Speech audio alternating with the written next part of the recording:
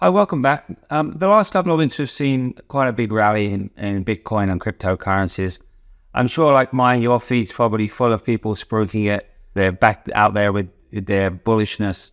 And some of the methods they use, some of the ways that they're selling it, I just want to help you to see through it because there's a fair amount of BS involved in this as well. And I want to talk about an issue called survivorship bias. It's very, very important if you're going to look at the Bitcoin and invest in it. So I'm showing here a screenshot of something that came up on my feed. Someone who was trying to dispel the idea of Bitcoin being highly volatile by showing how its returns have been significantly higher than the S&P 500 and gold over various time periods. For example, over 14 years, Bitcoin's returned over 6 billion%. It looks amazing, right? Over 5 years, 1,100% return, clearly outperforming, other asset classes.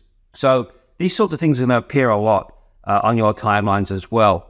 And they look, quite incredible, right? And I'm not saying the numbers themselves are wrong, but there's something you need to understand about this situation, which is particularly important for Bitcoin and crypto that doesn't apply as much to stock market. And that is the fact of an issue called survivorship bias, as well as the fact there's a hindsight involved in this that you only know after the effect. What's actually happened in the past. Survivorship bias means we only see the winners. Why is this so important for Bitcoin and crypto?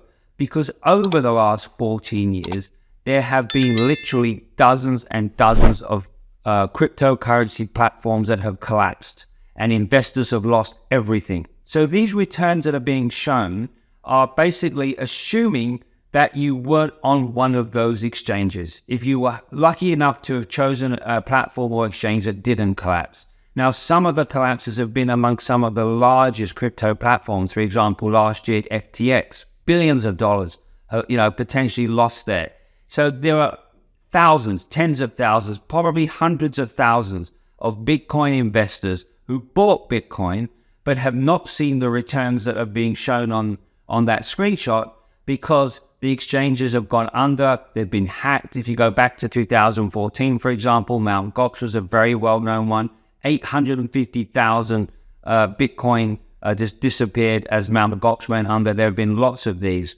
So the assumption behind those returns is that you're on a platform that didn't collapse. So this is what we call survivorship bias. These are the returns of those that were lucky enough to be on exchanges that have done well. But undoubtedly, unlike when you own a stock, you're not worried about the exchange collapsing. With cryptocurrencies, you undoubtedly are.